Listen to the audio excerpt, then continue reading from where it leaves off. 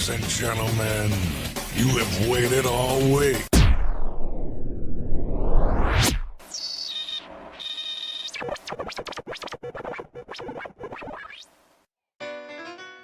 Yeah, Boogie Page. Throwing it down for Things BMX is ready. I know I am. Just hack the ATB Airways.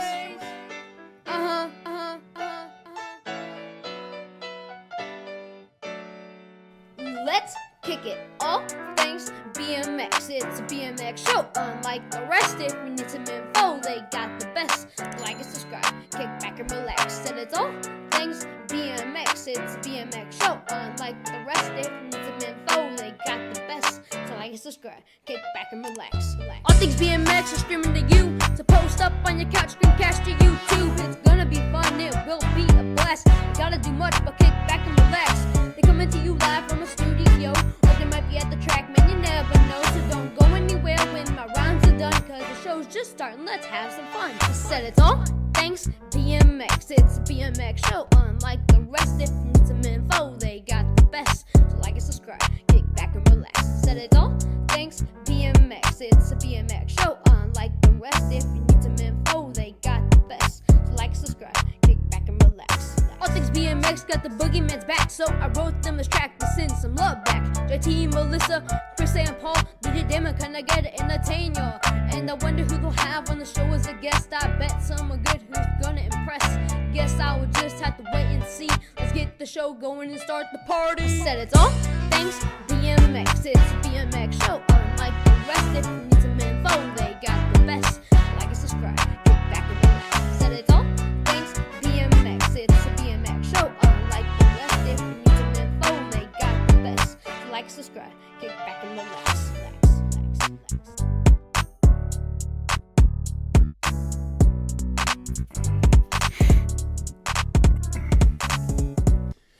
Welcome to episode 177 here on All Things BMX Show. Tonight we got the Hall of Fame man joining us. gOrk's going to be in the house. Few industry people have the pedigree this man has, Chris. No, I don't know anybody. No. Gosh, dang. He's raced national levels. He's promoted freestyle, side hacks. He's worked in the industry for a long time. Now he curates the Hall of Fame. He is the director of communication over at USA BMX, along with many other titles and capes that he wears running around the office at the mothership. And we're going to talk all things BMX with him this evening. I can tell you right now, we're not going to hit it all. No. But hey, we're going to have semis at least. Yeah, oh, yes, for sure. So if you have any questions, get them in the chat now. That's it. Yeah. Do it. Hey, like and subscribe, all that fun stuff as well. We're coming to you live tonight from the Ethan Clark Studios here in Hartland, Michigan. We got an action-packed burner coming to you. Danger Snacks brings our guests each and every week on their video chat line.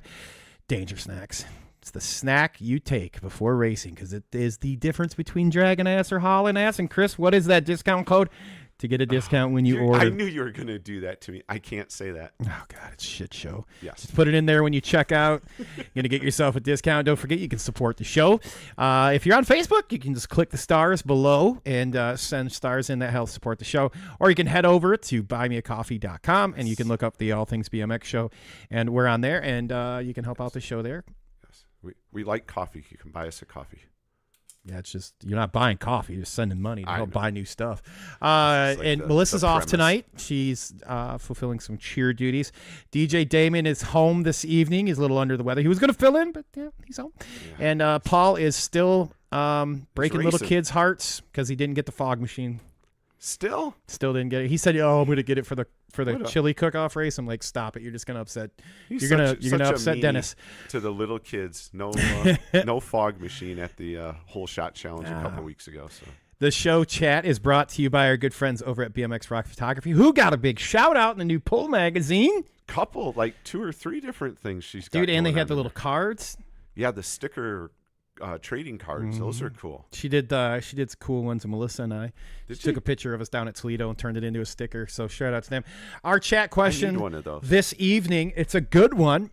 What is your favorite series to race? Do you like racing the Nationals, the Gold Cups, the State Series, or you just like hanging out at locals like myself? Hey, I'm a locals state series guy myself. That's right where I fit in. Tonight's Lightning Round is brought to you by 110 Nutrition. Our show doesn't happen without the support of the following companies. So if you guys are shopping, make sure you guys visit these companies first for your shopping needs. Answer BMX, Dye Job Apparel. They can make jerseys. They can make hats. They can make everything. Bombshell Racing System. They help us out. So we'll have all the links in the show notes after the show. 110 Nutrition discount code. It is all things BMX. Yeah, use that at checkout, get a discount. And real quick, what I want to do is jump over and I'm going to talk about this going on. Man, right here. The 30K, captain. bro. It's getting big. 30. Yeah. So I want to share this with everybody. He's got the duffel bag. You can win this month. His contest. He's got a complete photo shoot with LBS snaps, pictures, and he's got a Stay Strong frame for second place, third place, $100 prize pack from Yee Coffee.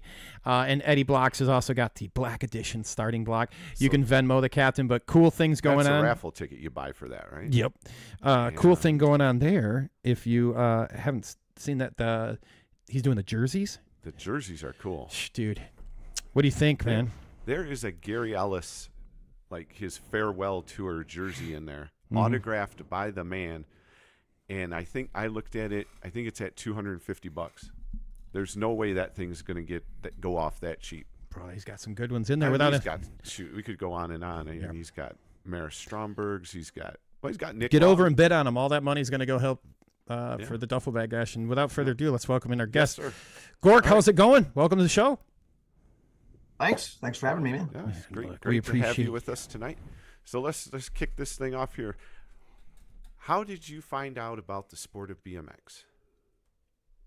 I discovered BMX through a bunch of neighborhood guys. Most of us had paper routes, so it was just the gang of guys who delivered Sacramento Bee, which was the better newspaper, and then there was Sacramento Union guys. They were kind of, lower on this totem pole, but we all delivered papers on our bikes. They the one rich kid in the neighborhood got a 75 square back, and that was just like, whoa, no way. So we eventually started. A couple of guys raced at All American BMX in Roseville. That was at the fairgrounds, the very first Roseville track, and we all got into BMX that way. What year was it? 75, 76. 75, they started, getting into it, reading Bicycle Motocross News, and, then BMX Action magazine came out, in late 76. And that was, just blew our minds, so. Right. By then we were all racing by then, I think. Shoot. Okay. All right. So where did it go from there? Did you end up, started your first race? When was that? Actually, so my first race was like mid 76, and I sucked like really bad.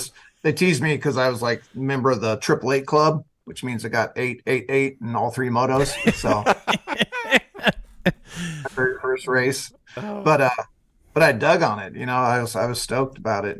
So right, yeah, no, that's kind of how I am. I'm not winning every time I go out there, but dang, is it fun. What were some of the tracks when you got started that you remember? So at that time, Roseville, the home track that we raced at, and on any given weekend race day, like the Speedo team would come out, that was pre-Patterson, so the Patterson brothers and, Richie Anderson and Scott Clark and Kevin Ridling, all these guys that were factory Speedo, and they had the same team, uniform colors as what Patterson would eventually be. So they would come out there, the Panda team would show up. The local hot shoes were A&B Cyclery, which was the Deaton brothers and the Deaton sister, Rose Deaton. So the Deatons were part ownerships, I think, in the A&B Cyclery, but like Jimmy Deaton would go on to become a big mountain bike superstar in the early days of like Kamikaze Downhill. think he rode for Yeti, but it's kind of cool. Back then, everybody would come out, and then they'd have the big 3-day race, which was Roseville on Saturday, Auburn DeWitt on Sunday, and then on Monday it would be the Grass Valley track, and that was always over Memorial Day weekend, I believe. Nice. So did you ever get into like bicycle shop sponsors or team sponsors, anything like that? Yeah, I mean, our local bike shop, it was just a few blocks from our house, or actually there was 2 bike shops that were kind of competing for our business. So one was California Peddler, and that's the shop that we really hung out at. It was kind of ran by the owner's son, was kind of younger. It's actually kind of questionable mafia, money laundering bike shop or something. It was, we always joke, because I think the owner's name was Bonanno or something, it was some like really mafia sounding name, Oh my gosh. And, but yeah, that was after school, we all ride over to the California Peddler, and we'd all just hang out and, thrash. And that's actually where the gOrk nickname was invented. And how did the nickname come about? So in 8th grade, I was diagnosed with scoliosis, curvature of the spine. Yep. So my spine was like all all twisted. So I got a back brace. You ever seen those big back brace? It's called the Milwaukee brace. So have you ever seen those? Or Yeah. So one bar goes up the middle, and then it hinges around your neck, and then has a couple bars in the back, and then it has all these pads that push on, to try to straighten out your spine. Oh my gosh. So I wore the back, I had scoliosis. I got my back brace, and, go over to the California Peddler that day. I was kind of proud, and, check out my new back brace. And, it was pushing up on my chin a bunch, which was kind of deemed getting gorked. If you got gorked, you'd be hit up on the chin. So, so the back brace was pretty much gorking me 24 hours a day. So I was the permanent gOrk. And you never lost it after that. Yeah. It was one of those. Oh, cool! I got a nickname. So yeah. Well, put it on that's visor, my helmet, and put it on the back of your pants. So what about the spelling with the capital O? Is that something you came up with, or? Yeah, that was just I like the look of the lower G better than the capital G. So that makes it stand out a little more. And then what? Can't capitalize the G, then capitalize the O. I don't know. It just kind of gives it a cool, the lower G, and it kind of gives a little peak of in the spelling. I like it. It's kind of like your own logo without actually being a logo. Yeah. That's cool. Like as if gOrk wasn't different enough, I had to also do a unique spelling. Oh gosh. All right. What do you got? Nice photo. That's me with hair. Yeah. So what was your first I don't know how to your first entry into the industry side of the sport? So my first real BMX job actually was, I think I was probably 15 years old. Might even been 14, probably more 15. And I was the official tech inspector. I'd run tech inspection, and I was the gate starter out at the BMX track. So if that's considered industry, not quite industry, but Yeah. Oh, the bike inspection. Yeah. Which they don't do anymore. Yeah, exactly. Maybe they're supposed to. I loved doing bike inspection because it, get to check out all these cool bikes, and I wasn't just check the brakes. All right, off you go. I was like, whoa, look at this thing, and check the brakes and, sit on it and see how it feels. Yeah.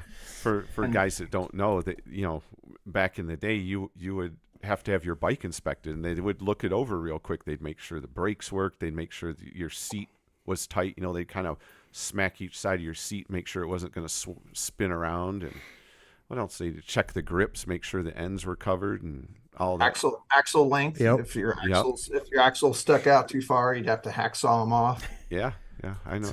I failed a couple of times.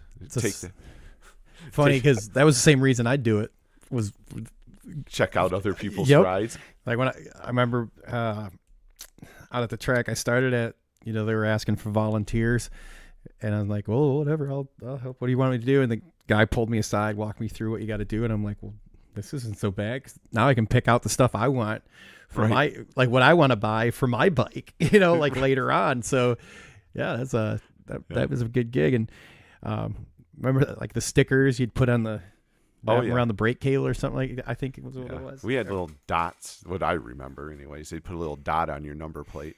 Like, that day it'd be bright blue, and next week it'd be orange or whatever. So you were doing this at like 14, 15. And did you, as you were riding, when did you, so you started 76-ish, right around in there we were talking. How long was it before you, obviously it was fairly quick, like you moved up, you're starting to kind of do the industry thing, but where in timeline wise, like did it go to nationals and things like that, and how'd that look? Yeah, so UBR was the big, so I grew up in Sacramento, California, and UBR was like the sanctioning body of Northern California. So, started at Things BMX in Modesto, and they started having a national series. I believe it was 79. Might have had some nationals in 78, but 79 was really when UBR started really taking off. And, that's when my brother and I, once he got his little mini, Toyota Hilux pickup truck, and, and then we got a Sidehack, and we started racing Sidehacks pretty serious on the UBR circuit. So, start traveling, you travel to the Bay Area or go down to Modesto or Manteca or Fresno or, Oh gosh. It was a really cool series, or San Jose, they had a good national series. And then of course, Frogtown, that's where the now legendary Frogtown races were all UBR nationals. Wow. So it's wild that like to hear, because all I know about Frogtown is the new stuff. The new old school. So like to hear you talking about how you raced when it was Frogtown. I've seen the pictures and stuff since Frogtown's taken out. That's really cool. And you were really into the Sidehacks, right? Yeah. My brother, so my brother got a good connection with Gary Littlejohn, and after we read the first or the second issue of BMX Bicycle Motocross Action, BMX Action magazine, they had an article with Dennis Dane and his monkey Ruiz, and we're just like, oh, we got to do that, So my brother ordered a Sidehack from Gary Littlejohn. They were all out except for they're all out of right-handers. All they had was a lefty. So we're like, we'll take it, and I think it was even unpainted. So, they sent it unpainted, and then we painted it, and, but that's how we started on a left-hand Sidehack, because it's the only thing you could get, That's right. They're usually on the other side, aren't they? Yeah, the majority of them are right hands, but the lefty kind of gives you an advantage. It's both an advantage and disadvantage. Depends on the track, Huh. I've never ridden. I know nothing about the whole thing. I know the person that kind of rides along that's not pedaling the bike is referred to as a monkey. I know that much. Yeah, the pilot and the monkey. So my pilot was my brother, who is like 6'3" and, strong and, big, strong, powerful racer. He did way better in racing than I did. He ended up going pro, and he was actually a national #1 cruiser rider in UBR. Oh, wow. And so I was just the skinny lightweight guy on the side, just kind of along for the ride. I could push out of the gate, and I loved hanging in turns like that photo. That's one of my favorite photos. That is cool. You can zoom in on my face, man. I'm just big old smile on that. It's just get in there. Oh yeah, you can get in there a little bit. Yeah. There we go. And he's got the nickname above the visor. The gOrk. There you go. Nice. That is some cool stuff. So I assume at the Grands every year you get really excited when they have that Sidehack race going on. Yeah. Unfortunately, we're not doing it this year. I've been told. So. What? Oh no. Yeah, they won't have a. They're trying to narrow down the time frame for the pro show. So unfortunately, Sidehack's got get dumped. See, but yeah, I everyone just think kind that's of looked forward to it. I was really disappointed, when they told me that news. Yeah, I think that's something kind of unique that you don't see, but once a year, really. Yeah. And I was always kind of in charge of the, getting, the applications and going through it and deciding who the top 16 Sidehacks would be. Yeah. Okay. It seems lately those have gotten really popular. I know. Hack Shack. Yeah, like he makes them and he's always posting pictures. Like he does quite a few of them. But he's selling. Track in Connecticut. I'm sorry, I'm going to forget it. They ran it during their state series, right? Yeah. The whole Connecticut state series. Yeah. I feel bad because they were racing all year for the number one in the state, overall would get to go to the Grands, an automatic, they would earn the automatic spot. Unfortunately, now there is no automatic. Let's have a Grands Sidehack race. Get on that, Chris. We'll put it together. You and gOrk put it together. Maybe we'll just do it here at the stadium on Tuesday night, for practice. We'll just have a pre-Sidehack. There you go. There you go. Yeah, isn't there a local race? They run local races there at the stadium, don't they? Yeah. The Monday and Tuesday before Grands is going to be crazy busy here. Right. We have practice. I don't know if they're racing. I think they're racing the weekend before, but Monday and Tuesday will be practice, and then they're also renting out the track, and it's gonna be cool. Well, get with the powers to be and find out if you can do that. Let us know, and we'll get the word out there for you. Quick question, because some are gonna know, some may not. What did UBR stand for? UBR was United Bicycle Racers. All right. There we go. But then towards the end, the kind of the running joke after, because they had got new ownership, I think he got a new partner or something. And towards the end, it seemed like that was the kind of the downfall of UBR was this new partner, and it was just all about the money. So our running joke in the neighborhood or at our track was UBR stood for "You've Been Ripped." Sorry, Johnny Valdez. Johnny was a good guy. He was, nothing against Johnny Valdez, but his partner was kind of the one that ran it into the ground, and that's when ABA, most of the UBR tracks switched over to ABA, and that was around 82, I think, at the beginning. Okay. Yep. 81, 82. All right. Okay. I'm running the slideshow a little different this evening, so there is a pause.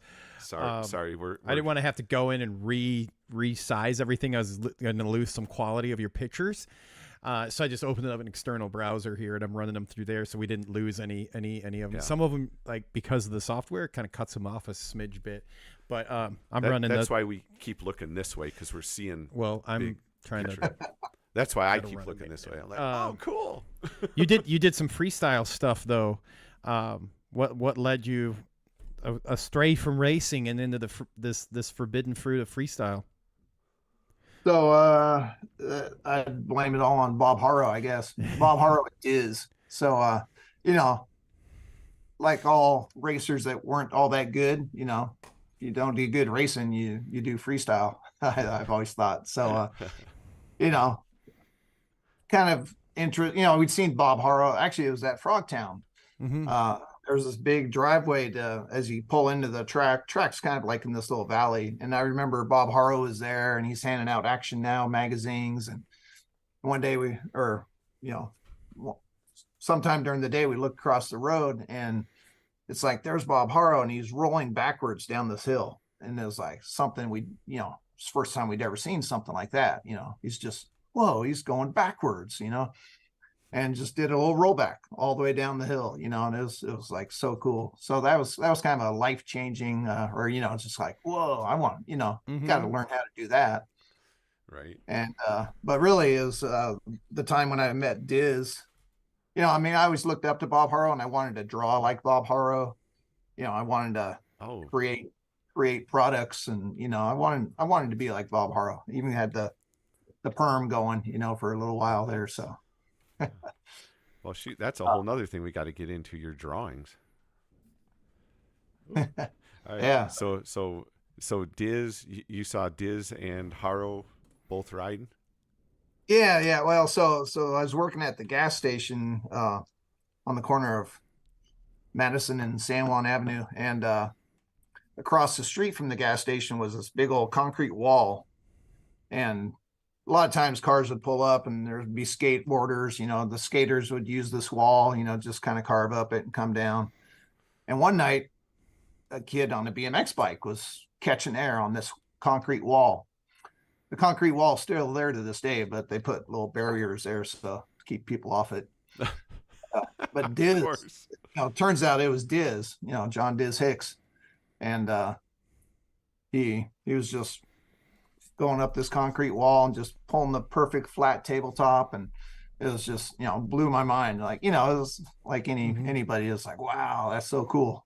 Yeah. So eventually he made it over to my gas station. I was just about to close up, and he's wanted to buy a soda or something. So we get to talking, and he turns out I knew his brother was a pro racer, and pretty quick guy.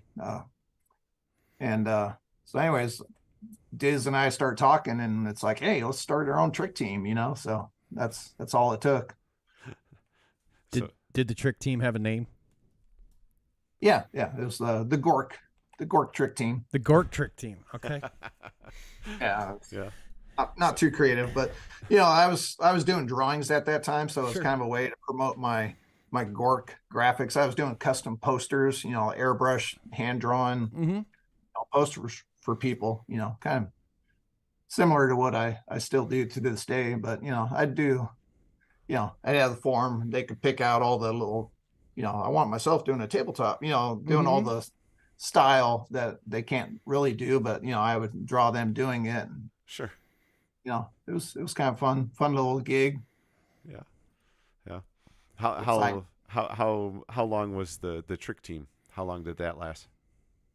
So the gOrk trick team, we started doing shows all around the Sacramento area, and then we started expanding.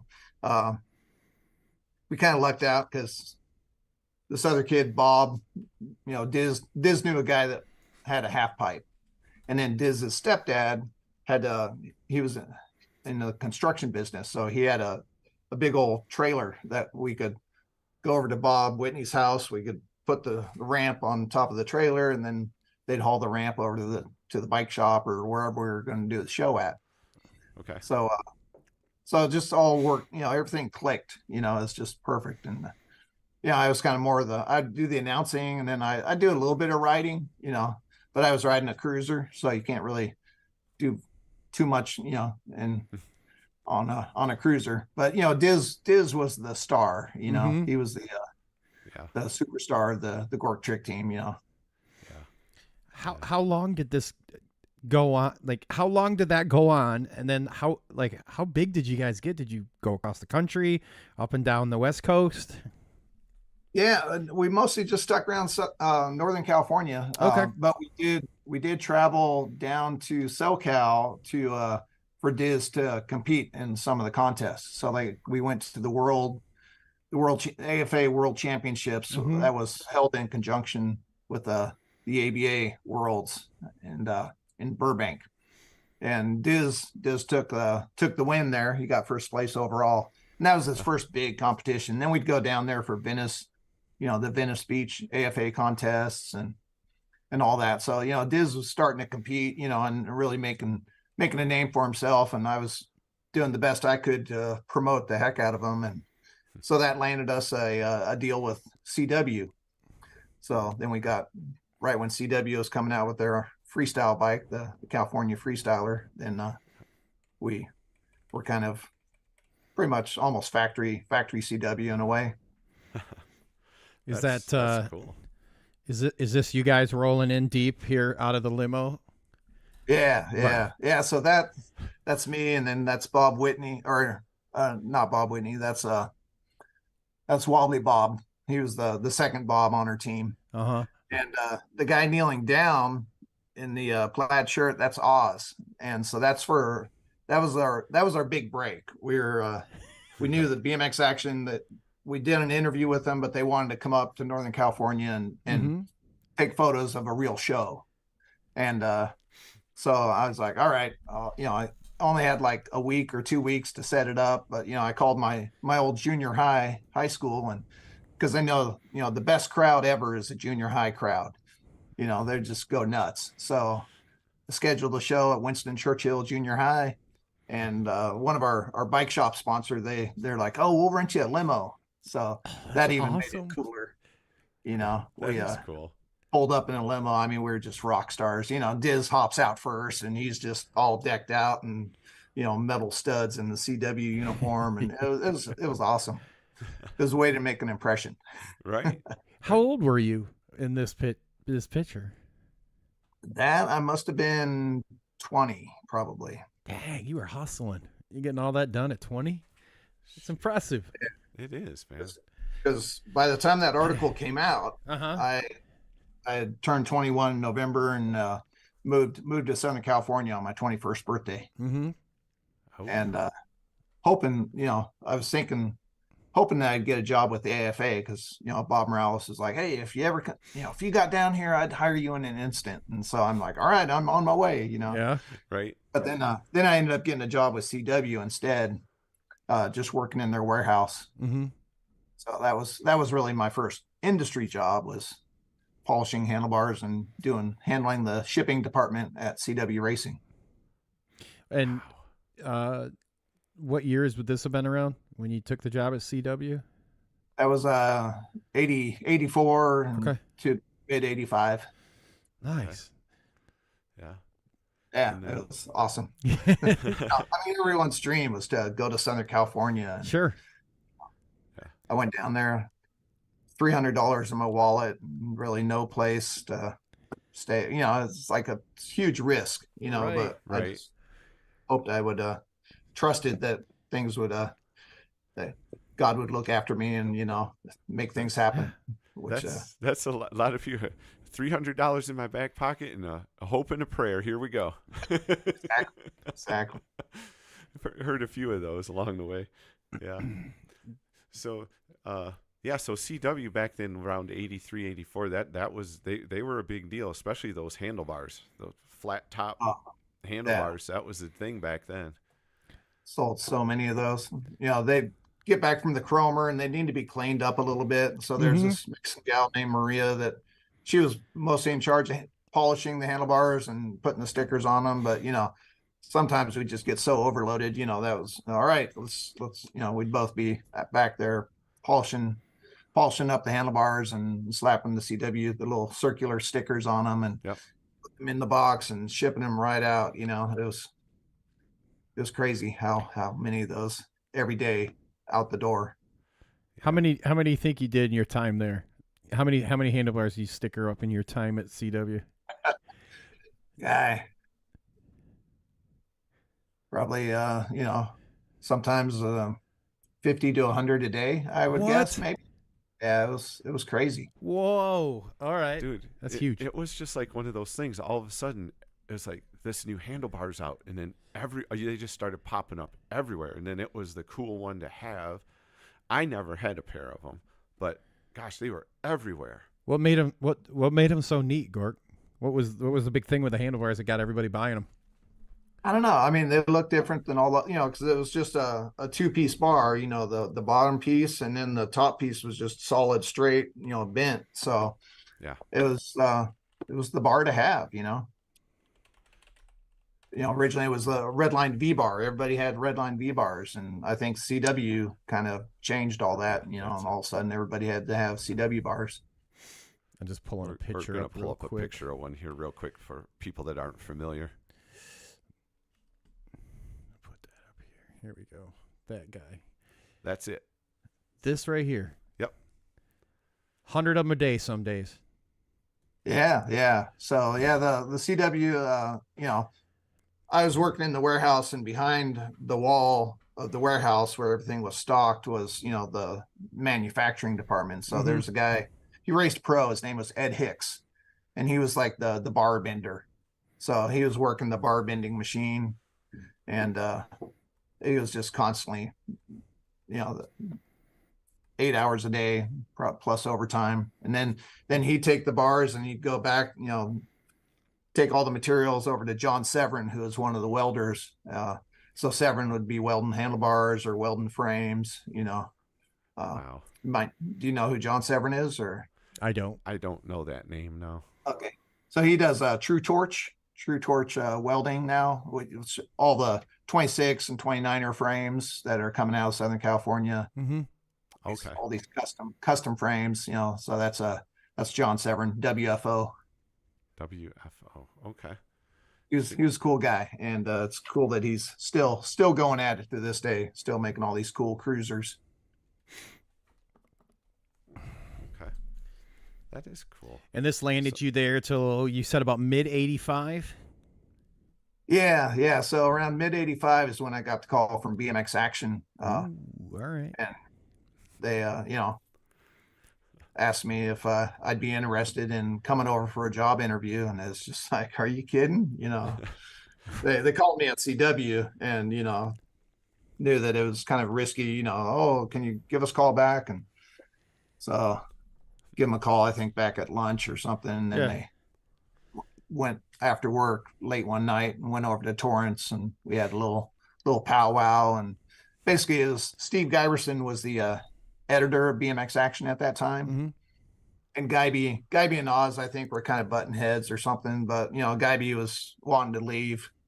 So originally what they told me was like Guyby would probably, they'd hire me, and Guyby would teach me the ropes, and he'd leave in about 6 months, and then I would become editor. So turns out as soon as they hired me, it was like 1 week later, Guyby was like, I'm out of here. See ya. You got my replacement. So Oh no.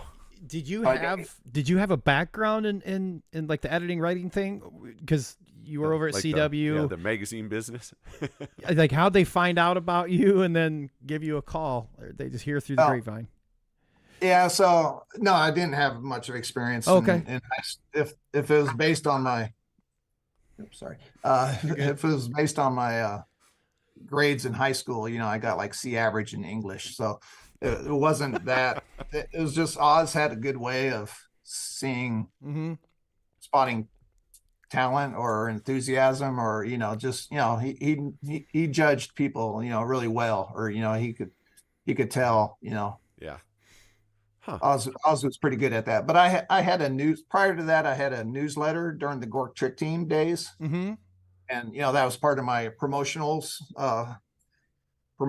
skills, I guess, was you could call it a zine in a way, but I just thought it was a newsletter. And,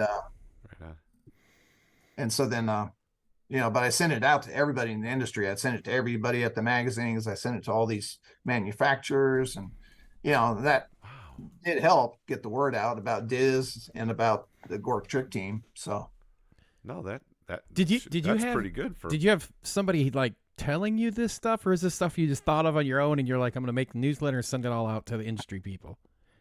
Yeah, I just thought it'd be, my way to make a little mini magazine or something, and spread the word about our team. That's brilliant. So it is. It's like social media before social media. Yeah. Send it out there. Yeah, I type it out on a Commodore 64. My dad had enough vision to buy a Commodore 64. Mm-hmm. I don't know if you even remember Commodore 64. I had one. I didn't know what to do with it, but I had one.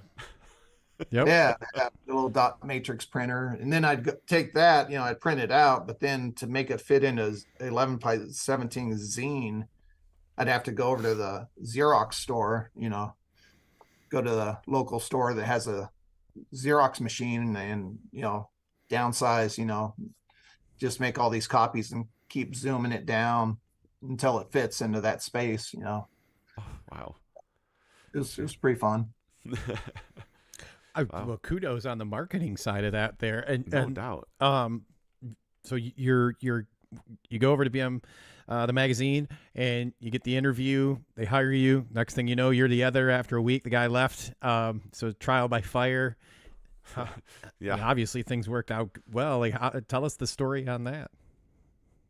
Yeah, I mean, it was definitely, throw me into the fire. Luckily, they had their assistant, or their managing editor was this guy named Don Toshak. So Don Toshak was he was really good about correcting he helped Andy Jenkins, he'd helped Mark Lumen, he helped me a whole lot. I'd get a story run out and he'd bring it back a couple hours later and it was just all marked up with red, just like at school, but he was really good about explaining, you need to do this, you should have done this, or, it was like I think Geiby once called it, it was like a 4-year college education in like 2 months or something, it was on the fast track of becoming an editor. So when you're at BMX Action, you started doing photography. Is that where you started doing your photography? And no, I not until I went to ABA was the first time I'd really okay. I held the camera once, I think, at BMX Action. Wendy was like, "Hey, here's a camera. Go get some mug shots or something at Yeah. Peachtree, Georgia."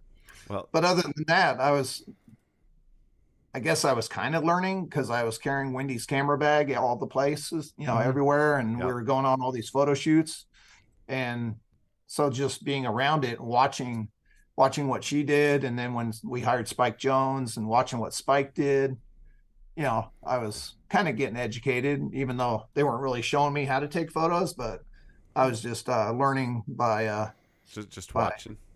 Yeah. Well, those are some good people to learn from. I mean, Oz, Wendy, Spike Jones. I mean, shoot, that's pretty dang impressive right there, right? Yeah. You couldn't ask for better mentors. Right. So when you guys are doing BMX Action, this wasn't all this digital stuff we have nowadays. Thanks. Yeah. No, not at all. How involved was that? It was really cool process. So the art director's name is Kurt Smith. After he left BMX Action, he went on to be editor or art director for some pretty major photography magazines. I think like Outdoor Photographer and stuff like that. But Kurt, we called him the Killer. So Kurt the Killer was, we call him the Killer for a reason, because man, he was just, all the design, the look of BMX Action, which set BMX Action apart from all the other magazines. That's all 100% Kurt Smith. Give him all. He's like, the art directors are the unsung heroes of the magazine world. Right. They make it all look good. So you could have the coolest story, but if the layout looks like Super BMX, no one's going to read it. So.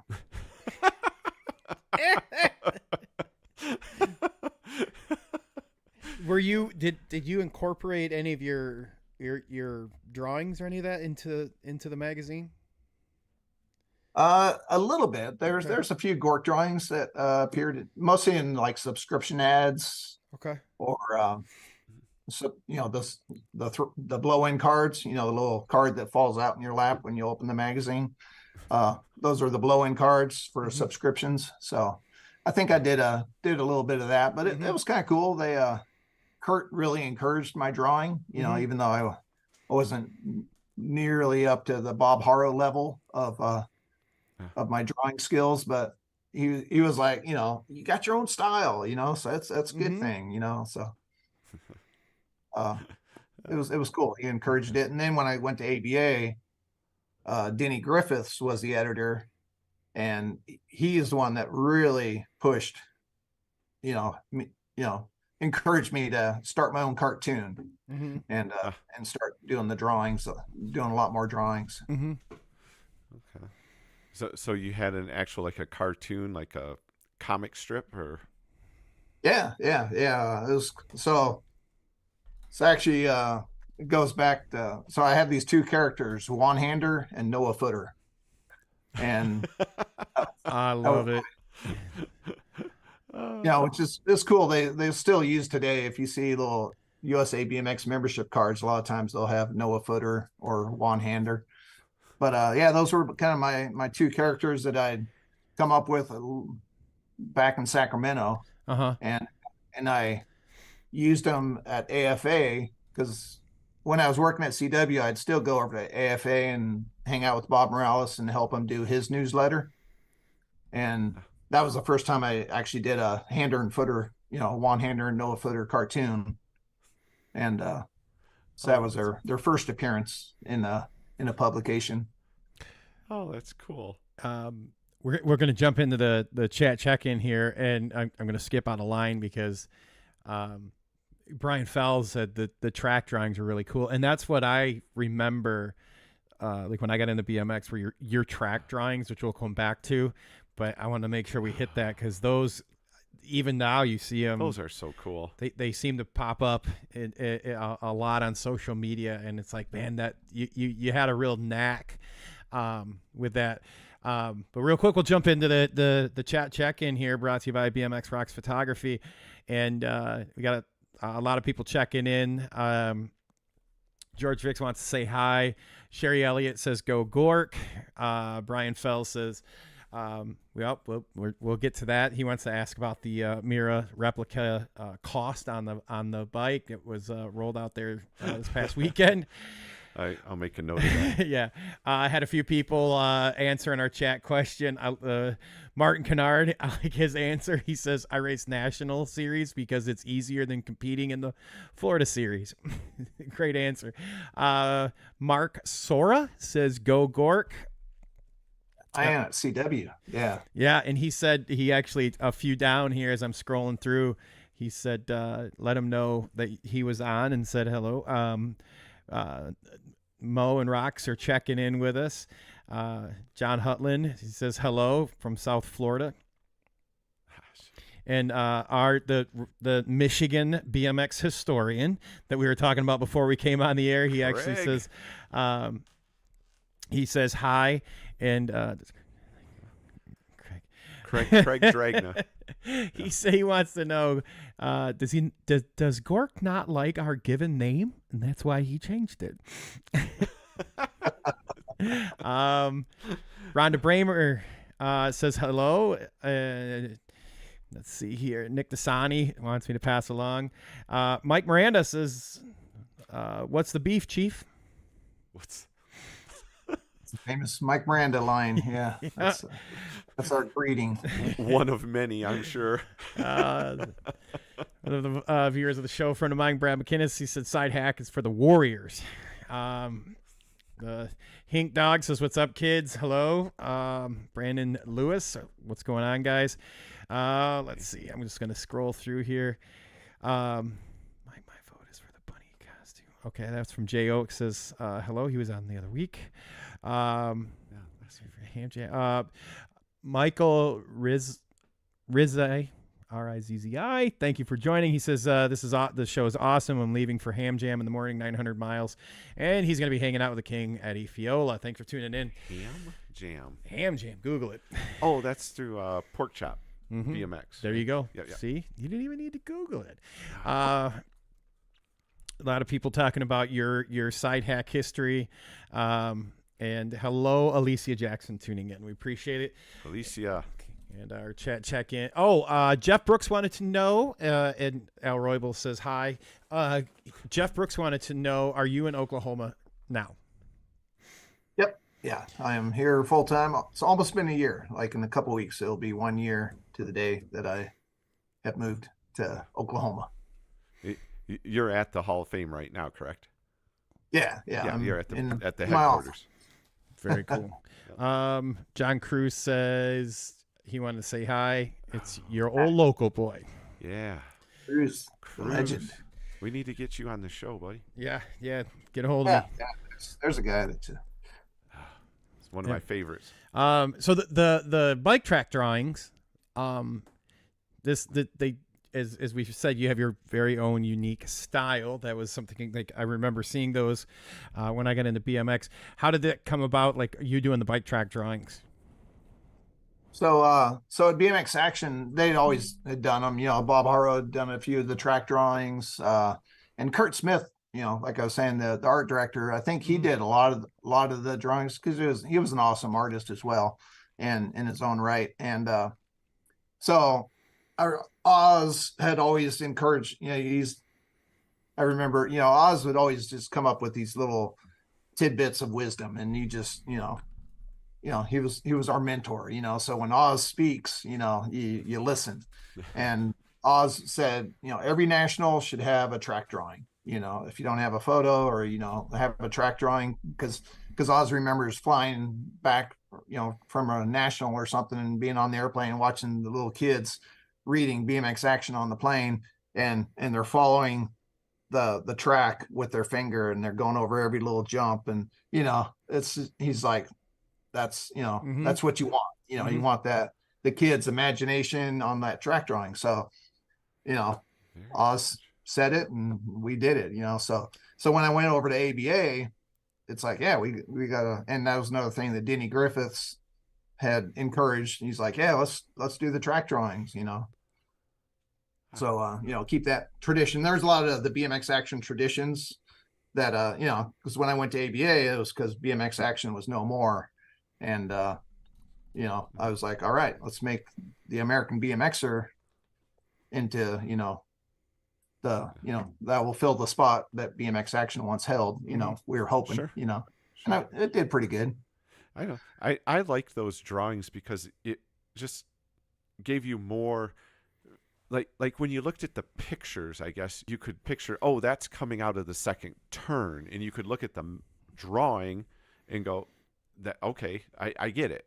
That's I enjoyed all that stuff. I mean, I probably spent way more time in junior high reading BMX Action and BMX Plus than my history and English books. Yeah, that's what blew my mind was, you know, because I was that same way. I was junior and senior year in high school. Behind your textbook was BMX Action. You know, I was reading and memorizing every page, and you know, just mesmerized, taking in every little detail of a Bob Harrow drawing that would be in BMX Action. And you know, that was study hall. There wasn't a whole lot of, well, there was a lot of studying going on, but it was BMX Action magazine that was being studied. Yeah. So you come over to the what was it, the ABA magazine? American BMXer. American BMXer. Yeah, the American BMXer. What was the first big change for you with the American BMXer? Well, first off, you know, it was a newspaper, but when BMX Action ended, you know, I remember, you know, we kind of saw the writing on the wall, and and I remember Spike Jones. It was probably about a month or 2 months before it all, you know, went down, and they decided to combine the two magazines and call it Go. But Spike was like, "Man, what would you do if there's no BMX Action? You know, what would you do if our jobs ended? You know?" And I was like, "Man, you know," I thought about it for just a couple seconds. I was like, "I'd go to ABA, because as long as there's BMX, there's always going to be ABA." And, you know, sure enough, well, now it's USA BMX, but right, ABA stuck around. You know, they're the so you know, when it all ended, you know, the very next day, you know, after they told me the bad news that they're going to combine the magazine, they don't need me any longer, and you know, basically BMX Action is no more. So I called ABA, and at the same exact time, probably, Clayton John was calling Wizard Publications and trying to get a hold of me, and you know, so we were both thinking the same thing, which was pretty cool. Yeah, it is. Yeah. Wow. So, But, so they the big difference was, you know, the American BMXer was a newspaper. So, you know, you're not glossy and you're not on newsstands. It's a membership magazine. So the good thing is you don't have to worry about, your job isn't based on so much ad sales and newsstand sales. It's the membership magazine, so it's always going to be there as long as there's the sanctioning body and members. You're good. Yeah. No, and, so I just really wanted to bring more of the magazine style to the American BMXer. The news and the gossip and the product press releases and what's new. We didn't really do bike tests very much. We tried a little bit here and there, but really just, watch out and take care of your advertisers that you have. But we do a lot bigger, since it's a newspaper, you could do a lot longer stories. You have all the results in there. So, yeah, it was a good way to continue making heroes of the sport, picking out those top superstars, and, making them better known. Yeah. The other thing that was cool from a kid's standpoint was your name was in there, because it had all the district points for every state. I mean, even if you were at the bottom, where I usually was, your name was in the newspaper, because it was newsprint. So it was, so and you go through and find it, circle it with a pencil. There. Is this my name's in the magazine? Was this like NBL had, like, it was a bigger, was it kind of like that? Was that what it, okay. Yeah, pretty much. Yeah. NBL had their bicycles today. Yeah. And ABA had, American BMXer. And then eventually we just dropped American from it and just called it the BMXer. Okay. Okay. I remember that, because we ended up with some tracks that like had been ABA, went to NBL, then went back, and it's like late, 2010 or something around there. And I remember having a membership for one of the tracks here, and that magazine I remember. But I remember back the bigger print, like kind of the newspaper print. So like you came into that one, started putting your changes. What's it like now to see the fact that it's all transitioning online? What's that like for you, being like, you started with Wendy, like the pictures? I can't even imagine like the idea of, I mean, I do, because I remember kids taking pictures, but like you guys would go out to and set up, take pictures, but not have that instant gratification. You'd have to develop them to know if it was even going to make it in there. And now, like, you can edit almost probably on an iPad or now. So like, what's that been like for you? Yeah, it's wild. The technology just in, my 40 some years, we'll call it 43 years plus, but, the developing, taking the film, Wendy would develop all the film, and then she'd bring me the proof sheets, and, you'd pull out the little, loop, and you're looking at it, the loop on the little tiny photo. Yeah. And actually I've got one right over here. I should pull it out. But, sure. It was, and then you pick your favorite photos, and then you give it back to Wendy, and Wendy would print those photos, either black and whites. And then if she really liked the photos, she'd make a big 11x17 print of it. And once she made all those prints, then we'd go out in the warehouse, and we'd spread them all across the table and call everybody together. That was kind of a fun thing. It's like, all right, photo selection, and everybody come out, and, and it was kind of a big group discussion to pick the best photos. And, for a story in the magazine, you maybe only have 10 to 15 photos, depending on how large they go or how small they go. And, but everybody liked certain photos for different reasons. So photo selection got pretty interesting. Wendy's going for the more, this is, the angle and the lighting, and, she's going for the artistic look, where I'm going for, well, this guy killed it, this, Todd Slavic doing a killer, look back or whatever, it's like, this style is, I don't care about the lighting as much as the style. Yeah, you're looking for somebody doing something really rad, right? Yeah. And then you'd have like Andy Jenkins, give his input, or Lou or Don Toshak, and then even Kurt Smith, the art director, he's picturing it for the layout, so it was an interesting, that is really interesting, fun time to do that process of choosing what goes into the magazine. What about the cover? How that? Well, I feel like just picking some of these pictures out was like an early incarnation of the ODI style check by photographers here. So how was it like? Yeah, how did you guys pick the cover out? Yeah, the cover got the arguments for the cover were definitely probably a lot more intense, you know. But you know, sometimes it was just the obvious choice, like, oh, this power slide photo of Mike Miranda in the pink Hutch uniform, you know, just about to run over Wendy, and you know, it's like, yeah, that's unanimous. Everyone's gonna say that's a cover shot. Okay. And there was other times when maybe you didn't have as many photos, or sometimes you have, you know, 8 to 10 great photos to pick from, and that's when it got really tough, you know. And so yeah, it was just kind of a stand your ground and, you know, pick your favorite and stick up for, you know, stand up for it and argue the point, you know. Mm-hmm. Is there one that stands out more than any of the other ones that was a big argument? Yeah. I don't know. That was so long ago. No. Okay. Is there one that stands out that you still remember yourself, like you were part of it, that maybe was an issue you had that you're like, you know, like maybe you had an involvement with that still kind of holds near to you? There's so many great covers. Yeah. Do you have a favorite cover? Just a favorite one?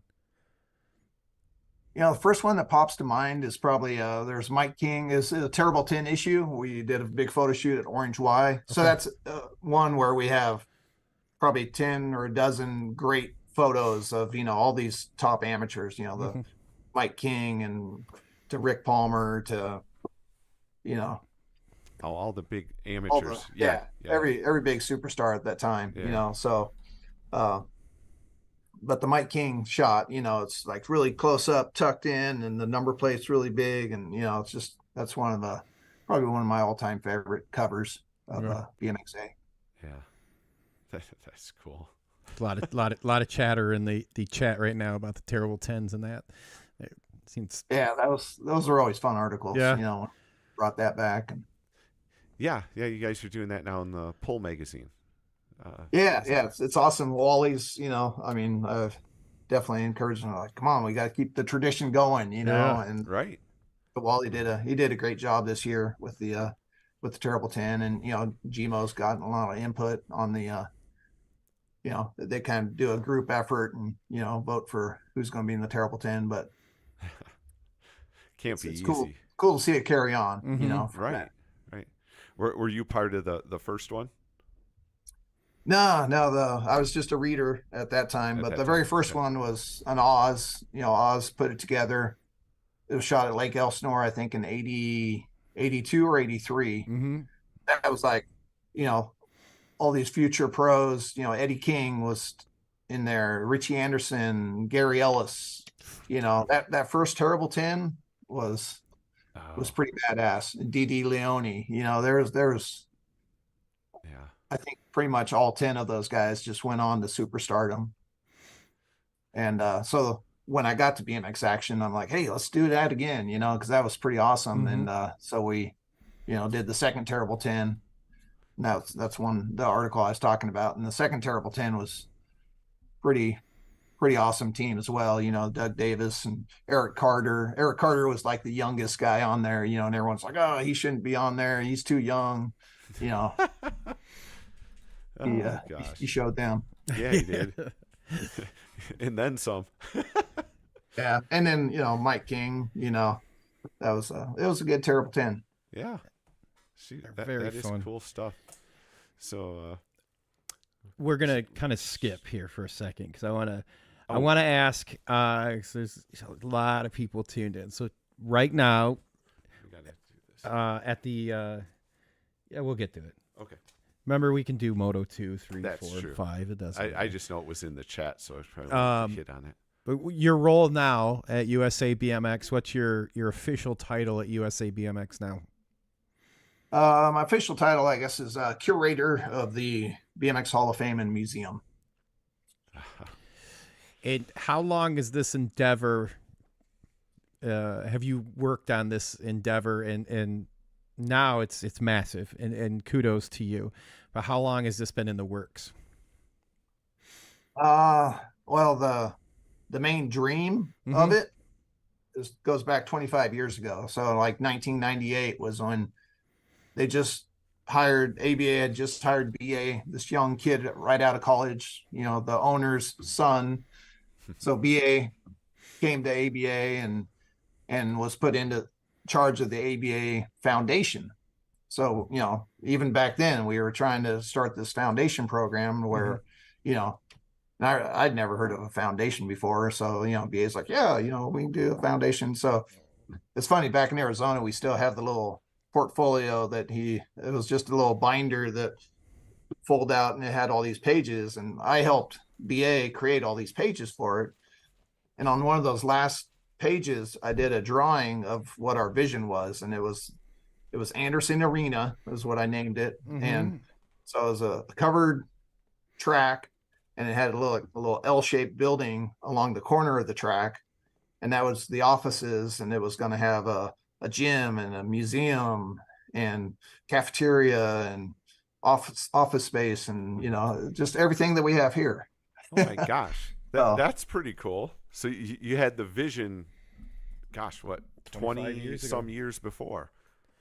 Yeah. And, you know, back in 98. And museum wise, it goes back to even further. So back in 1992, ABA was celebrating their 15-year anniversary, you know, and that was a pretty big deal, like 15 years. And so at the Grands, Clayton was like, you know, Clayton and Bernie Anderson, our owner, you know, BA's dad, they've always had you know, they've always wanted to keep the history of the sport alive. You know, they've always wanted to preserve the stories and, you know, acknowledge all the riders in the past as much as we do the present. So for the 15-year anniversary, 1992, at Oklahoma City at the Grands, we did a museum for the very first time. So we did a BMX museum. My brother and I, you know, I recruited the help of my brother because he has his bike shop with all these old frames.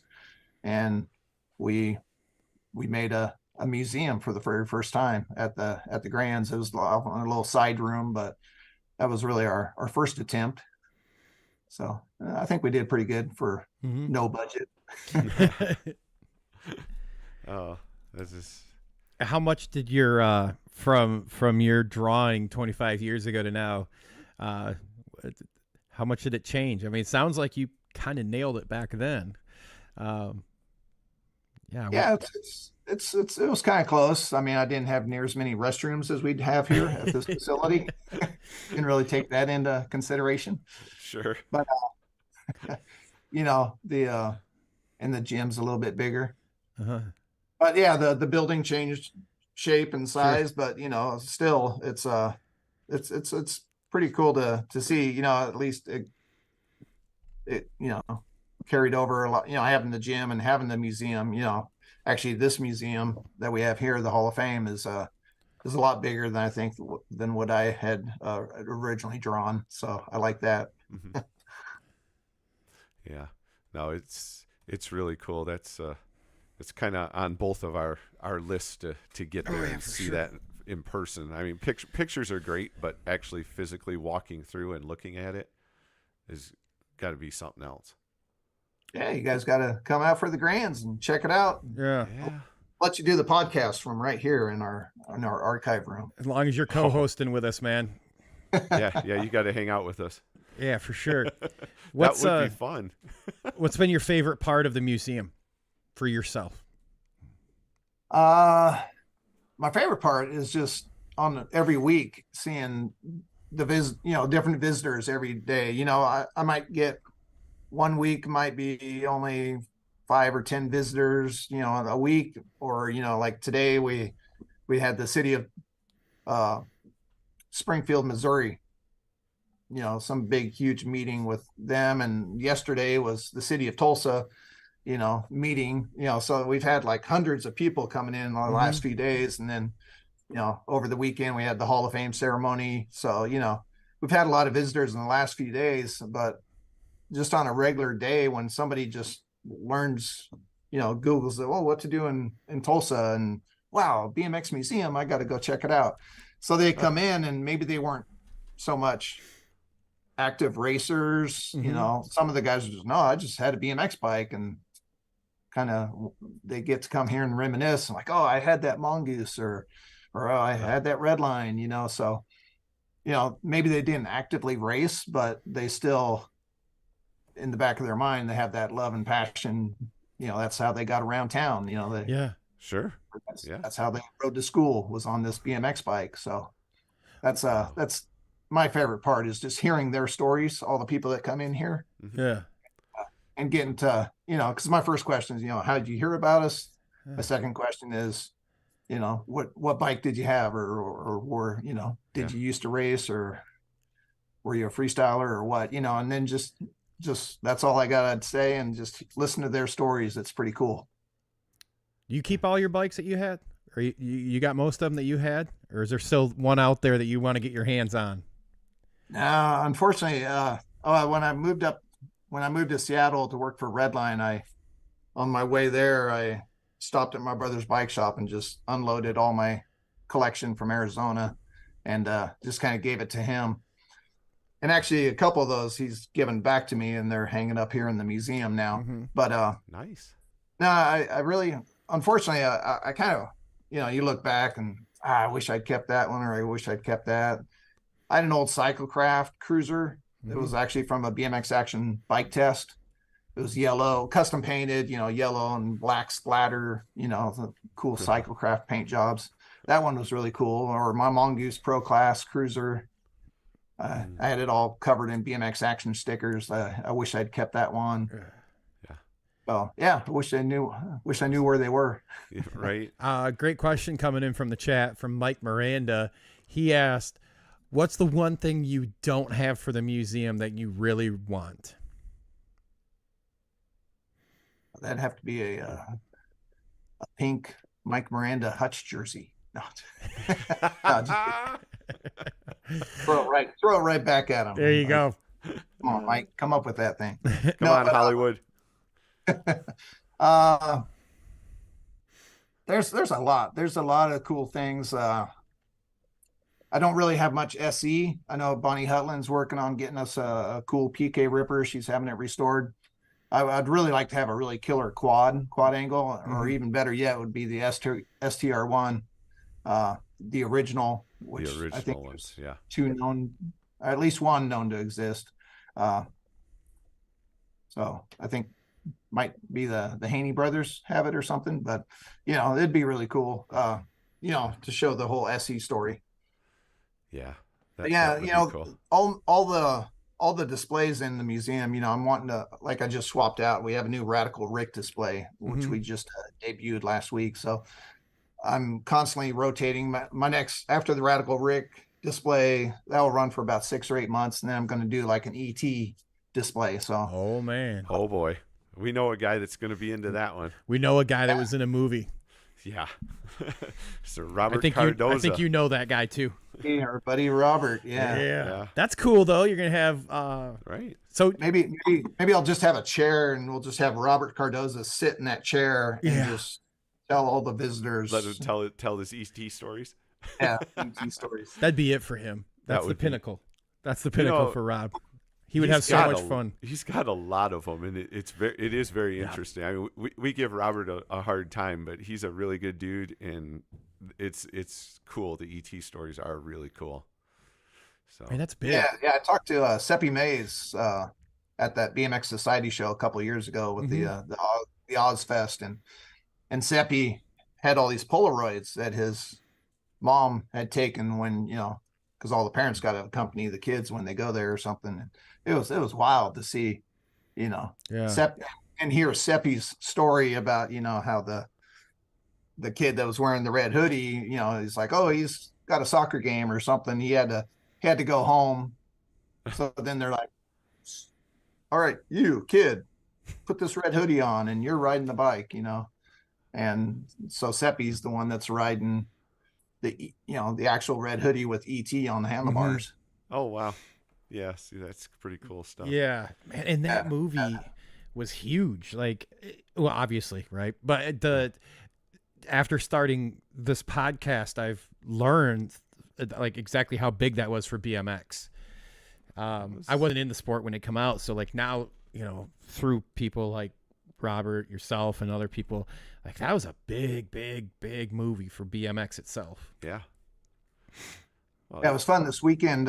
Travis Chippers came to the Hall of Fame and had a long Chip came by on Sunday, and while they were doing the Outsiders, the ride out to the Outsiders house here in Tulsa, and I was hanging out at the museum with Travis, and so it was just him and I, and we were talking all these rad stories, and he's got some killer stories. When you, like you said, you did the Radical Rick, and you're going to move into the ET display. What's that process look like? Are there certain things you're trying to get your hands on for a display, and how long in advance are you starting to put that together? Well, for instance, so this weekend on Friday night at the Hall of Fame reception, we unveiled the Dave Mirra bike, the 24 karat gold Dave Mirra bike. Okay. Yeah. Legendary bike. That's been a project over a year, I think. Wow. Because Tony D had Xavier Mendez had given it to Tony, through Tony D, and then Tony D got it to us. And so, but when we got it, it was pretty beat. The guy, the previous owner, lived by the ocean, and all the salt water just really thrashed the frame. The finish, the hubs were the gold was just chipping off the hubs, and so it was a pretty major restoration project. It was huge, and took quite a while to get that finished. Yeah, that was one of our questions from Brian Fell. Actually, was there a cost? What did that thing cost to restore it? A lot. I don't know if BA wants the exact dollar figure out there, but all right. It's well worth it. It was expensive. Yeah. Okay, we'll leave it. Like when we first heard, at first it was hard to find a gold plater, somebody that would even do that because of all the EPA regulations. They can't, nobody has a tank this large to fit a frame in it. Everybody gold plates things in little small tanks these days. Tiny stuff, right? Yeah. So it was tough. And then finally somebody suggested this place here in Tulsa. They're like, have you talked to this place called TC Ziegler's? And we're like, no, what's that? And turns out they do all the gold plating, all the silver plating. They do all the restoration for the Catholic Church. So they had a tank big enough because they're doing big gold candelabras or whatever, all the stuff. Oh yeah, all the artifacts and stuff. Yeah. It's wild. It's only like 10 minutes from here, so it's and then when we get there and we ask them, or we start talking with one of the guys, and he finds out we're talking about Dave Mirra's gold bike, and he's just like, no way. I was, he was like a little kid in 2005. He's like, I was sitting on at my grandparents' house, sitting on the sofa, watching this bike compete in the X Games, and I was just in awe. And now I'm holding it, and he was just blown away, So they had even a special interest in restoring it, to its original finish. So that was cool. What's the background on the gold bike? Was it a gift for something, or was it just Mirra came up with, let's gold plate this bike and run it, or how'd that come about? That'd be a question for Tony D, because Tony was working for Harrow at that time, and I don't think it was Mirra's idea. I think it was more Harrow's idea. It was probably more of a marketing scheme, with Dave winning so much gold that we're going to have him ride a gold bike, And,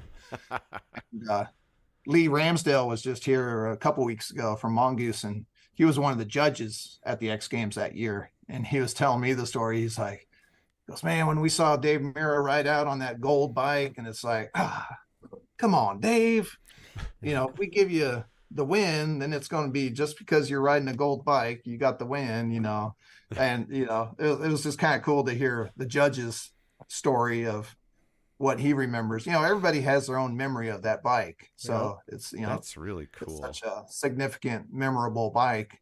Yeah, and now you can come and see it here at the BMX Hall of Fame. That was neat to see how well when you did the reveal on that, all live streaming it and everything. That was pretty sweet. Thanks. Yeah, I just need to. We had the wrong chain on there, so we got to swap out the chain and still clamp down the cranks pretty good on it. But hey. Man, I can remember his ride.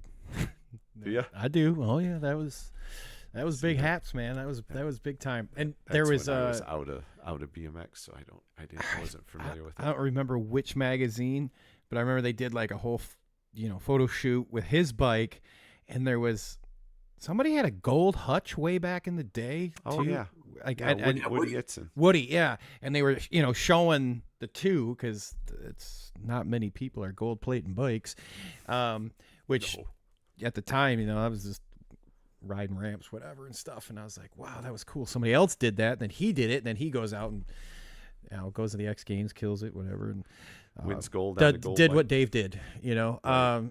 So is there something you've got that you can let us in on, a little teaser on this ET display, like any big things you got there?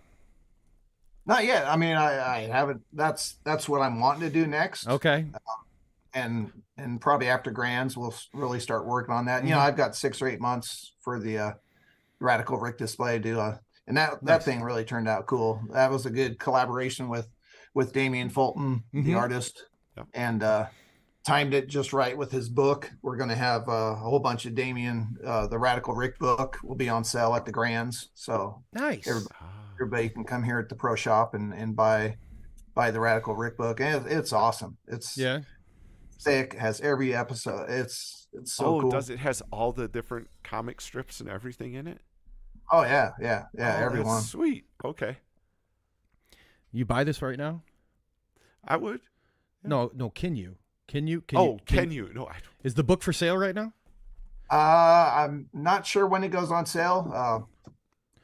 Well, if anybody wants to get Chris a Christmas present, there you go. This weekend we had 25 advanced copies. Nice. All right.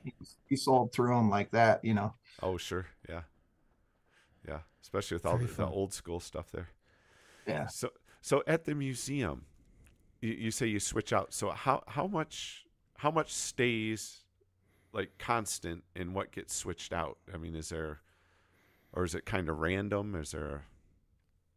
Yeah. Right now, I've only swapped out a few things. We have a DG California Pro that's coming from Kelly Swanson in Colorado. He also loaned us the Bobby Encinas Team Mongoose replica. So Kelly has a really cool collection, and he's got. So the DG California Pro is pretty special because there's only 100 of those made, and I think the one that he has is like number 29 or number 30, something. But it was actually owned by the. I can't remember his name now, but he was the owner's son of I think Bike Gallery in Portland, Oregon. Oh wow! So it's pretty significant, piece of DG history, and and again, we didn't have any DG stuff either, so that'll be a cool addition, and I hope I might have that by Grands. That's kind of I'd like to do that by then. Okay. You know what I've seen that you're doing there is like you don't just have like older stuff there. You've got contemporary like Skittles bikes there, right? Like that's really cool. That's a real cool touch that you've done there with that. That's the number one favorite bike out of all the kids, because I always quiz them when they're leaving. All right, what's your favorite bike out of everything? And Skittles is probably about 90%. We'll say the Skittles bike, which is it's just cool because it's custom painted, but it's also a modern day bike that the kids, today's kids, they can relate to it. Yeah. And then we just added Connor Fields' 2020, his Tokyo Olympic bike. So that one that's probably the most modern bike that we have here Okay. in the Olympic display. What's something that you've seen recently that you know is going to end up in the Hall of Fame for you? Like whether it be a bike, maybe it's a person's jersey, or you're going to have, a display about it. Yeah, that's a good question. Haven't thought about that. I would like to add, so up on the Game Changer wall, we have like all the frames. Yeah. And eventually I'm going to add, that whole entire wall is just going to be filled with frames. We kind of have them sticking out from the wall. They're kind of swimming or racing along that wall. Mm-hmm. So, like if you get right below them, you look upwards, it's kind of all the frames kind of stick out at different distance from the wall. So that makes it kind of cool. Makes it more artsy, I guess. Mm-hmm. But, it'll be really neat, 10, 20 years from now when that whole entire wall is just filled with frames. So I'd like to add a daylight. We've been bugging Corbin Sherrod to give us one of his Olympic frames. Mm-hmm. I guess he's, that engine turn, his cool custom finish that he has on his daylights. That'd be a cool addition. Mm-hmm. Sure. Wow. Nice answer. Good answer. Yeah. That's some cool stuff. Before we get any farther, we're gonna, man, we've burned through so much time already. It's great. We had a didn't fun even time. talk about Redline Nope. or any of that. Nope. Didn't even get there. But I do want to, we'll do the rapid fire next time gOrk's Okay. on. Yeah. Because I want to keep talking about this Hall of Fame and Yeah. what you see. We can double down on trivia next time. Okay. All right. And so we'll we're do just the going rapid. to. Yeah. All But right. Well, normally our trivia is brought to you by Bombshell Racing Systems, so Yep. we'll give them their plug. But Sure. we'll since Melissa's not here, we're not going to try and do. we her don't trivia. do that good at it, Chris. No. We leave that to her. No. So thank you, Bombshell, and we're going to continue on with our conversation with gOrk. Yeah. And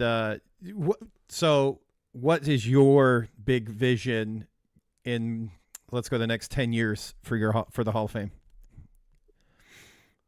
10 years. Yeah. Well, so we kind of have it, I have a plan. Actually, it's kind of five phases, Okay. So I Yeah. figuring Let's talk about that. it'll take about 2 years for each phase, so, when BA offered me, the job of curator and, made me the offer you can't refuse to move here to Tulsa, Oklahoma. I kind of sketched out, okay, because I turned 60 this year. So I'll retire when I'm 70, I guess. And, the museum will be pretty well finished by then. So yeah, the phases, phase 2 would be adding a lot more video content. Phase 3 would be making like a second tier of frames. So we have these little Mercedes signs or peace signs on each pod, so it's kind of divided in 3. And Right. on top of those, I want to add, we'll add more bikes to those.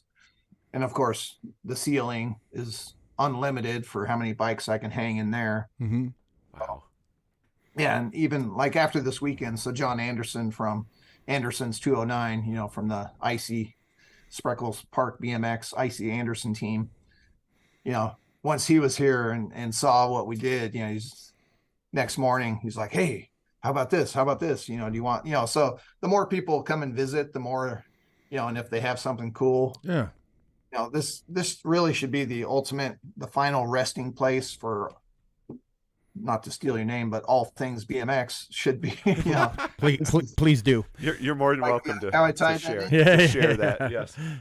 So yeah, long after we're gone, the timeline that I have up on the wall, Mhm.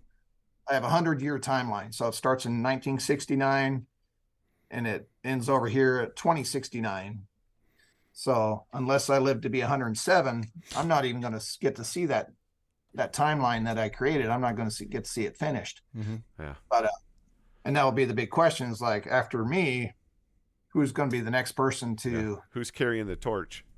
who's going to carry the torch and who's going to actually be interested and know have an interest in all that, and so hopefully somebody comes up. Right on. You've got some mighty big shoes to fill with your passion and knowledge. It's incredible. Wait, I'm sorry, just real quick, seeing if anything popped up. I don't want to miss anything in the chat. Oh yeah. Can a racer loan? Can a racer loan things to the museum? Yeah. We have we prefer donations, obviously, because that way it's there and it's permanent. We don't have to remove it. But we do have a loaner program, and if it's something really special, something that that helps tell the story of BMX, it's basically the loaner program is we have to have it at least for 2 years, and then if you need it back after that time, then you have 6 months to get it back. Because it might be hanging from the rafters, and it might take me a while to get the scissor lift to pull it down or whatever. So, but yeah, we at least want a guarantee that we can display that item for 2 years. And a lot of people are like, well, I'll loan it to you for life. They're just so they have a slight chance that I want it back for my grandkids or something like that. Okay. There's a lot of people that have done that, so you kind of, they just don't want to pull the trigger on. Well, you got to track all that. And on 100% donation. So they kind of give a 99.9% loaner. Yeah. Oh my gosh. I'm gonna put this out. As soon as Chris wins his first national, I'm taking the bike right from him, and I'm walking it over to you. Right now, I'm putting it out there. Okay. All right. I'm down for that. You're gonna call win, as though. soon as you win. You just call Bill Ryan, order your next Supercross, and I'm gonna take that powder blue Supercross and hand it to gOrk. Okay. I'm sure he's got a spot in the back office somewhere for it. Yeah, probably in the back room somewhere next to the. You could use your dot matrix printer you got at the office. Make your own little thing right up on it. Right up. On your Commodore 64. Yeah. Yeah, for sure. Hey, I remember that. We had one. And it's funny you brought up the dot matrix because I remember I would make you could make banners with them. Oh yeah, the paper stayed, just printed through. My little brother and I would make banners for everything, have them all around our rooms. So I got to get this out of the way. So this keeps going off. This is my phone to my left. It keeps going off, and the bat line is coming in. William Prince wants to know: did you keep the ghetto mug cover? No, if I did, I would have worn it right now just for him. But no, I don't know what happened to that's long lost along with my cyclocraft cruiser. Yeah, there it goes. The old ghetto wear would have come in handy during COVID. Yeah. Well, he was explaining it to me the other night what it was. Yeah, that's exactly what I thought. I'm like, boy, if you had a box of them things a couple years ago, you could have made a ton of money. Yeah, although airlines still would have made you mask up because it had an opening for the nose and a little slit for the mouth. But those were cool. Kept your face warm. I bet you Prince still has a couple of them floating around somewhere in his office. He does. He had when I was in Florida, he had the gOrk, you're gonna have to help me out. Fork fins. They're like the neoprene that went on the forks. Oh, yeah. He was showing me those. It's for another show. We'll talk about it. Okay. Oh my gosh. So this is a great question coming from John Cruz. What's the weirdest item on display? Could say it's the John Cruz Mino helmet. It's funny. That's exactly what he wrote. Did he? He did. Have you ever seen one of those, Justin? I don't. Oh my gosh, they are the weirdest looking. What were you gonna say, gOrk? It is weird, but the helmet above it, next to it, is Eric Carter's Echo ice chest helmet. The solid white one piece helmet that looked like a ping pong ball. It was that's one of the weirdest things I think in here. Yeah. No, I actually I have saw the metal helmet. I just Googled it real quick. But I know exactly which one. I think you shared a picture of the. Yeah, it's MEMO. Yeah. Well, you guys share a lot. You guys do a really good job on the social media. The items you're putting in that's being donated. You guys did some like behind the scene ones of stuff that was coming out. Some unboxing of things that have been donated. It's fun following. Oh yeah. And then like seeing you put the it. scissor lift up and taking the items up and hanging them up or putting them there on display. Kudos to you guys and keeping the history alive in our sport.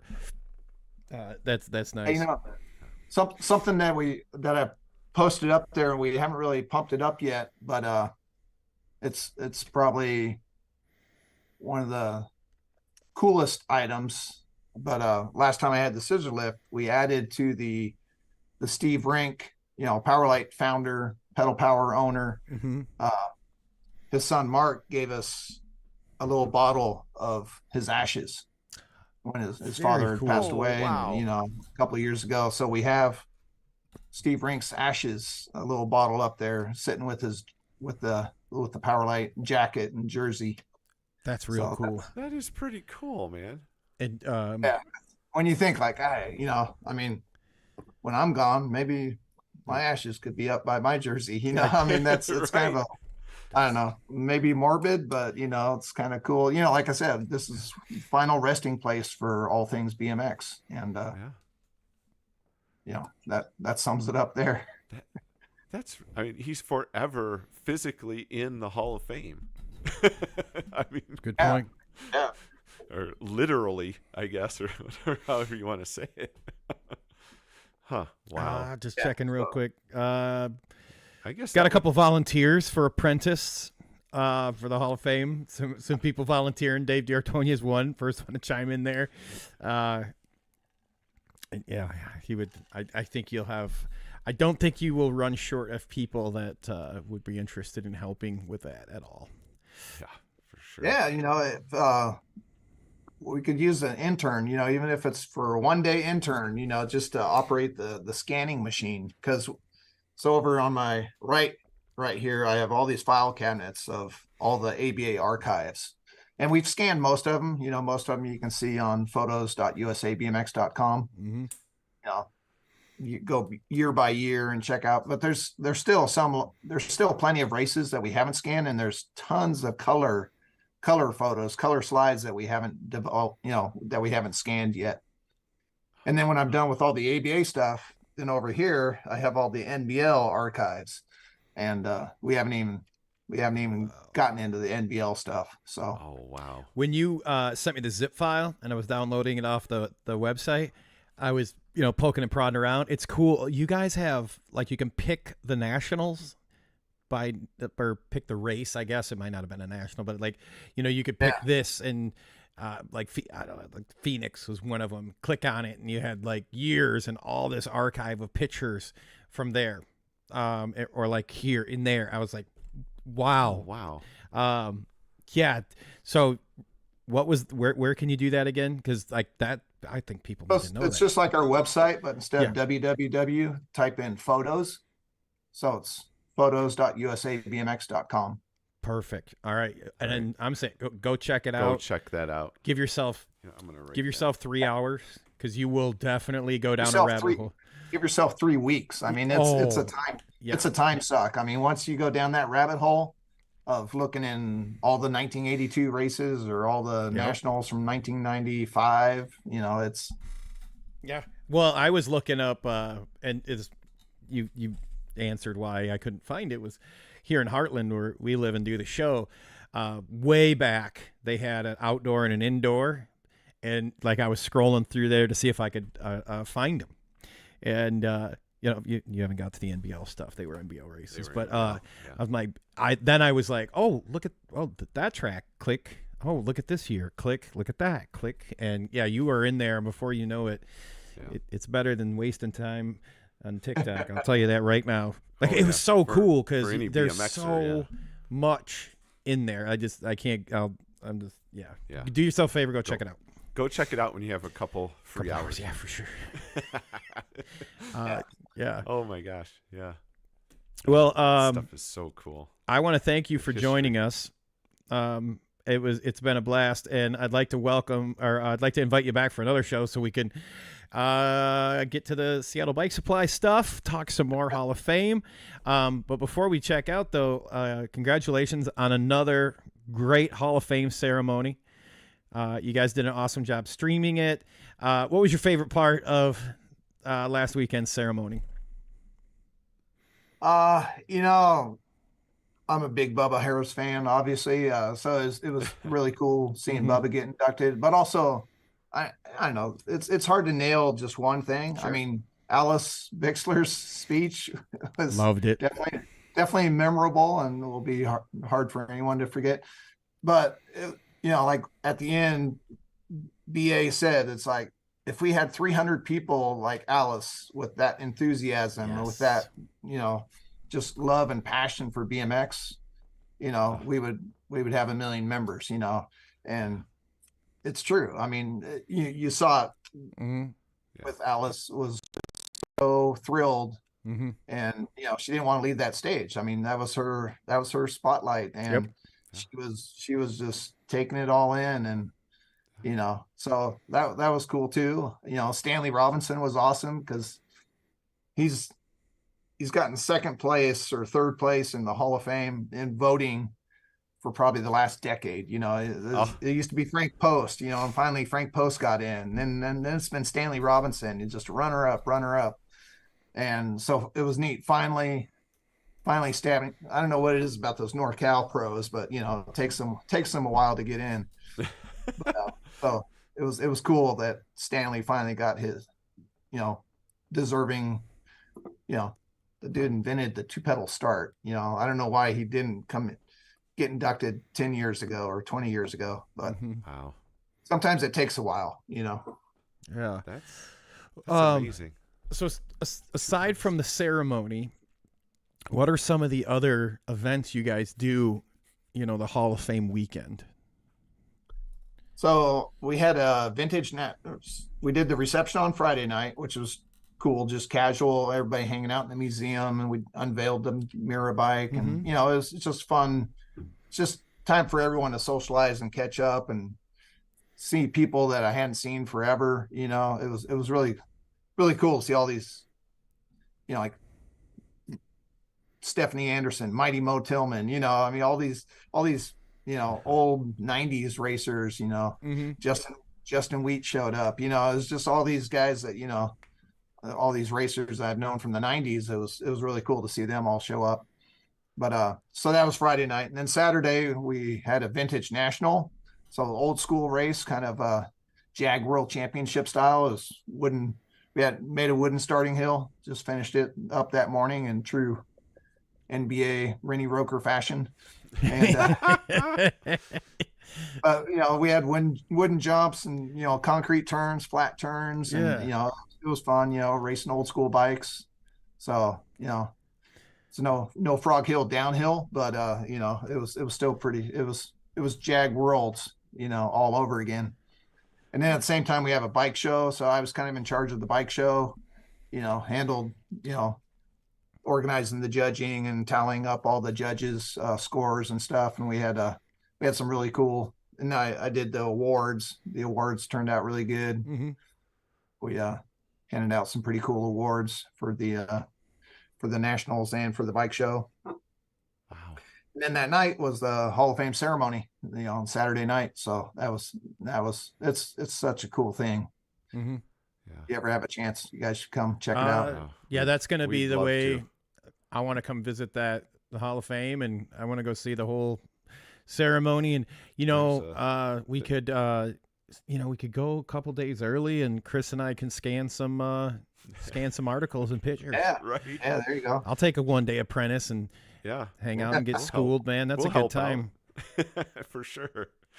Yeah. I'll bring Chris a Supercross, whether he likes it or not. No, what's the other one you got? The Patterson? I got a Patterson. Yeah, I'll just take that one for you. Too. Yeah. Take the Patterson. Yeah. Okay. For sure. Yeah, we have Richie Anderson's. Michael Gamstetter made a replica of Richie Anderson's Avalanche, Anderson Avalanche. Mm-hmm. which is one of the very early Pattersons. With the nickel And plated. we also have the FMF, the mini FMF Junior that Richie's dad customized, which is basically the same geometry on that bike because he extended out the rear dropouts on the frame, and basically made that geometry is what the Patterson Avalanche is. What it turned out to be. So. Oh, that's cool. So you didn't know that. That's Yeah, it's cool. it's cool. We try to every bike in the museum, like I say, always all the time, is every bike has a story. All the bikes especially on the pods, are owned by either Hall of Famers or have something to do with the Hall of Famer, or manufacturer, an industry Hall of Famer. Does that Avalanche have tough wheels or rims on it? Oh, it has rims. Because that's what he had. Rims. Yep. Yeah.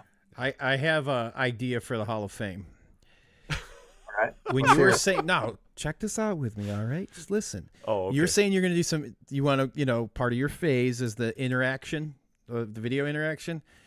Yeah. I'm voting right now that they film you telling the stories of these bikes, and like you can walk up and maybe scan it with a QR code or something on there and listen with your headphones and get to hear the passion, the story from you on these displays around the Hall of Fame. That's what my vote's for. I like that.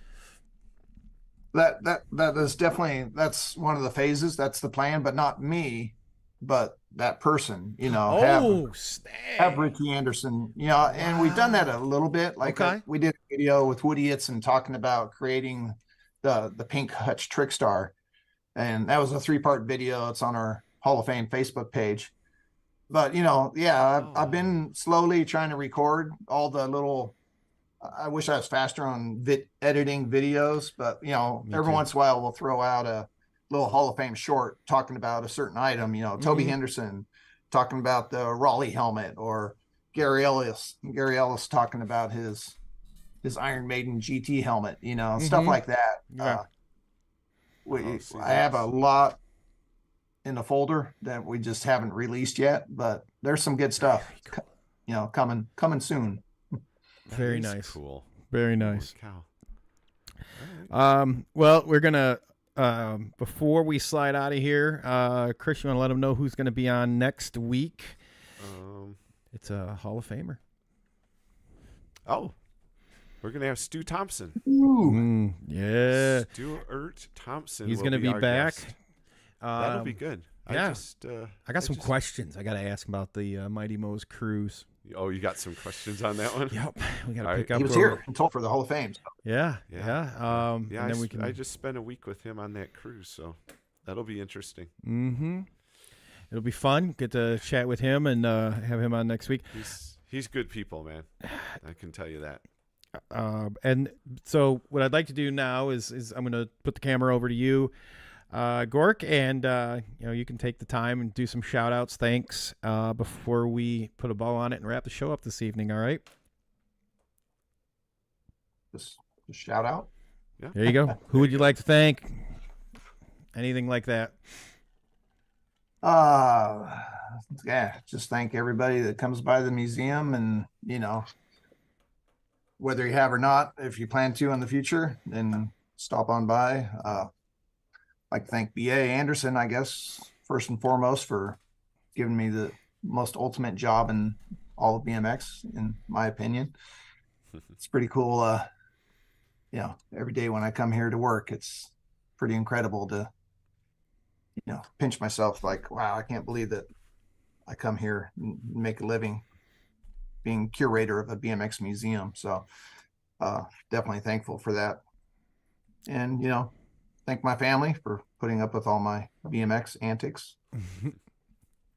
And just all the people I've ever run into, on the nationals, coming up and saying hi. That's it's cool, even though I can't remember everybody's name. All right, man. That's good. Well, look, we really appreciate you carving time out and hanging out with us. Don't go anywhere because we'll sign off. But if you can hang out just for a few seconds, I want to get with you to pick out another date. Yeah. For you to come back on so we can talk some more about your time at Seattle Bike Supply and Redline, and then just more BMX fun. Chris, go ahead, man. Take us on out. So, again, gOrk, thank you very much for joining us tonight. Really appreciate that.